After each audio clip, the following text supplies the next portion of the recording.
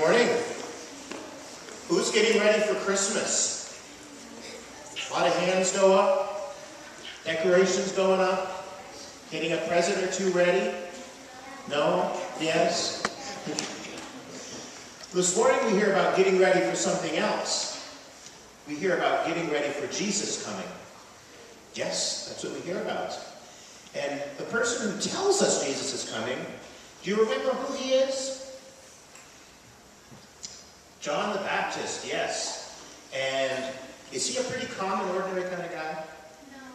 No.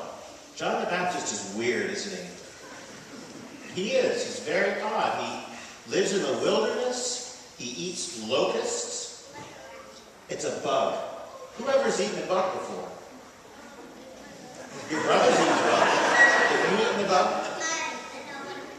One of your friends has eaten a bug. Well, John the Baptist eats bugs, and he wears strange clothes, but he makes the bugs go down a little bit easier by putting wild honey on the bugs. Have any of you ever had wild honey? Well, you're lucky. You're going to have wild honey right now if you want a taste of it. I got some wild honey. And the acolytes are going to help with this. So, Andrew, just go around, and we have some spoons. And you get to take a spoon. Let me show you how to do this. You're going to take a spoon and just dip a little bit of honey on the end of the spoon like that, and you can taste some wild honey. Would you like to try that? So Andrew's going to go along, and W's going to go along with the spoons, and you're going to get to taste some wild honey. And our verger here has some things to help clean sticky fingers up when you're done. Because I figured wild honey and children are going to result in sticky fingers, no matter how we do this. So John the Baptist is preaching to everybody. He's an odd person, but he has a wonderful message that Jesus is coming and is going to bring the Holy Spirit with him. And each of us can do the same thing this Advent. We can welcome Jesus at Christmas more into our hearts. And we can also then, guess what we can do? We can go out and try to be like Jesus for somebody else. Because sometimes Jesus is found in the world, and sometimes Jesus is found in the Holy Spirit, and sometimes Jesus is found in the Holy Spirit working through us when we do something that we think is Jesus-like. So, we didn't have any bugs for you today, but we had wild honey. Now, who enjoyed their wild honey? Was that pretty good? You think you might want that on toast later? Yeah. Maybe? Yeah. Yeah. Maybe in a cup of tea or something. So, not too bad.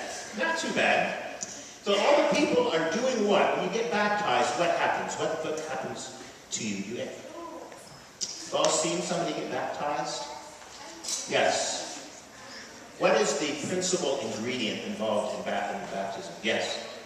Water. Right. So the people are going through the river, they're being baptized, and they're being told to welcome the Holy Spirit in their lives, just as we're told to welcome the Holy Spirit, and to try to be a little bit more like Jesus. Now that sounds kind of hard, doesn't it? To be a little bit more. Not hard for you? You find it easy to be like Jesus. That's good. That's good, but it's not always easy for everybody. Sometimes we need a reminder of our baptism, and this is a very good day to do it when John is out there baptizing. So I thought I would give you all just a little bit reminder of your baptism before we send you back to your places. How does that sound? Sound good? All right. It involves two things that I know that you're not going to know the answer to, so I'm going to tell you what they are. But I'm sure everybody in the congregation can easily define the words aspergus and aspergillium. No problem, right? So I got our aspergus and aspergillium here, and I'm going to recommission you today to represent Jesus through the Holy Spirit more nearly in your lives. Are you ready?